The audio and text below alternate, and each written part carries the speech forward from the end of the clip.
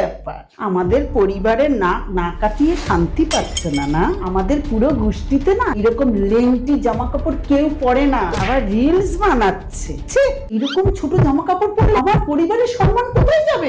এক্ষুনি শাড়ি পরে এসো। 5 minutes later. এই তো কি মিষ্টি লাগছে। এইবার জেনে রাখবে, শাড়ি পরে তুমি কিন্তু আমাদের পরিবারের সম্মান রক্ষা করলে। 10 minutes later.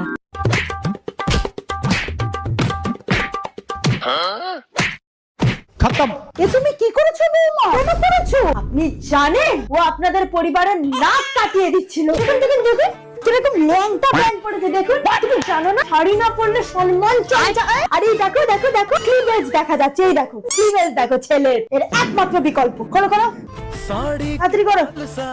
कभी मैच किया रे कभी छोड़